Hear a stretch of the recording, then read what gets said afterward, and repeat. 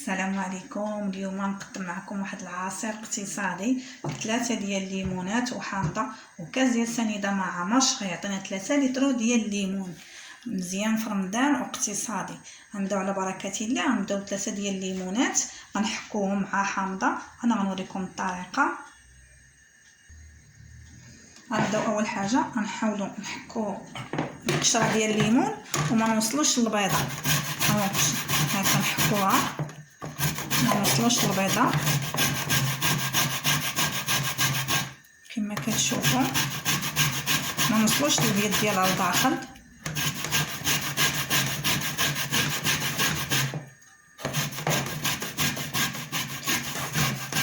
غنكمل كلشي هكا حكا وغنعاود نرجع معكم من بعد. كما كتشوفوا من نقيتهم، ها انت كما كتشوفوا حكيتهم الليمون الحامض القشره ديالو ها هما. حيدت لهم، حاولت نحيد لهم كاع القشر البيض، كنحيدو كاع، حاولت نحيدو ديما يبان لكم باش ما كيعطيش ديك المروره.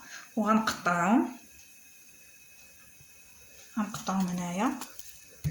اذا كان شي عظم ولا شي حاجه نحيدو، دابا ليا شي عظم ولا شي حاجه نحيدو بحال هكايا. نحاول نحيد العظم كيما يبان لنا شي عظم، نحاولوا نحيدو نقطعو هكا عشوائي. من بعد نديرو في الخلاط،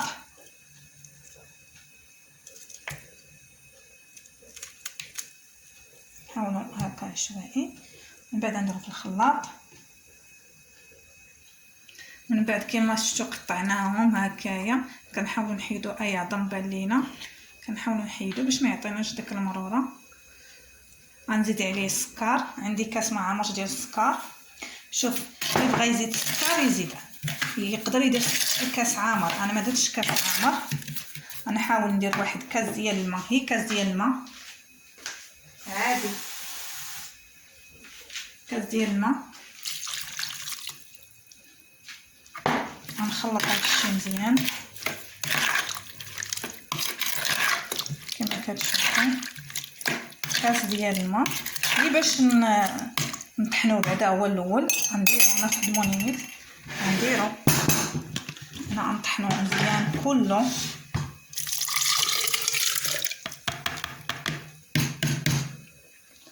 من بعد نعاود نرجع معكم كما كتشوفوا. من بعد ما طحنا الخليط ناخذوا الصفايه. الا كانت عندكم كبر من هذه يمكن لكم تستعملوها. نحاولوا نصفيوه،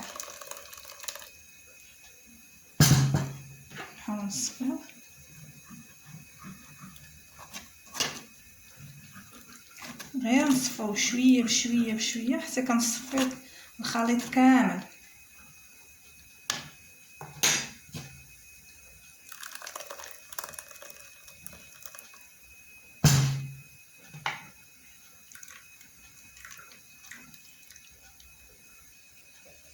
غنزيدو نكملو الخليط كامل.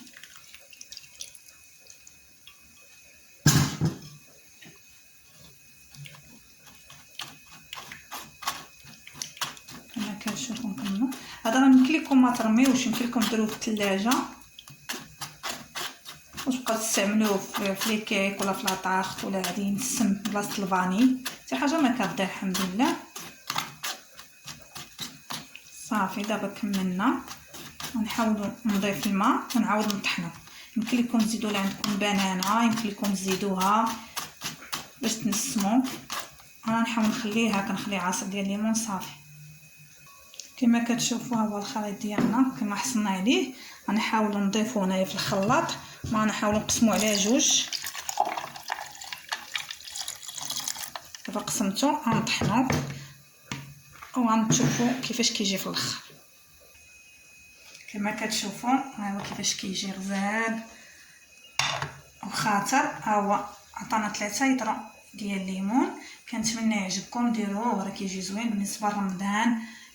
كيحيد العطش، يحيد السخفه.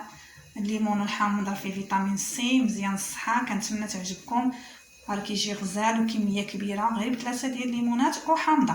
كنتمنى يعجبكم. السلام عليكم.